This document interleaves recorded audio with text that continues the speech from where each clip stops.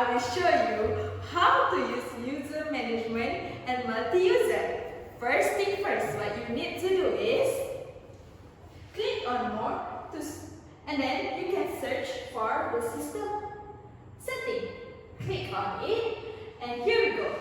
At the left, you can see the system. Just click on it. Now, you can find user management. Click on it and here we go. Now, if you want to switch on the user management and multi-user, you just need to click here. It will automatically turn on. I also want to add some multiple users. Just click on the plus button here. I can edit the user info.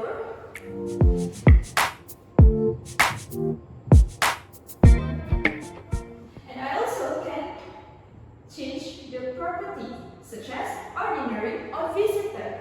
So I will choose ordinary. The differences between the ordinary and visitor is the ordinary can share files and image, while the visitor is only can share screen. Then just click OK.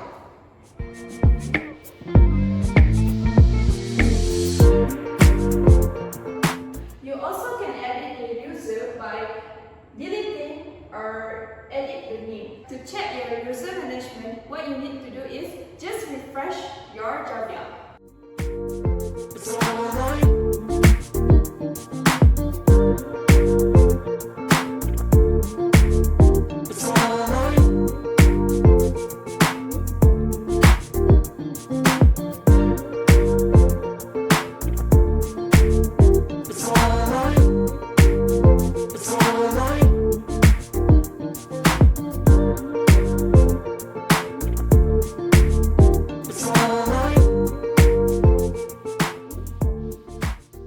Now, how you can see your username by clicking here.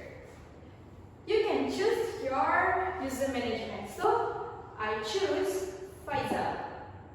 Now, it's switching to Faizal. Each account has different files, document, image and application. As you can see, in Faizal account has this type of application.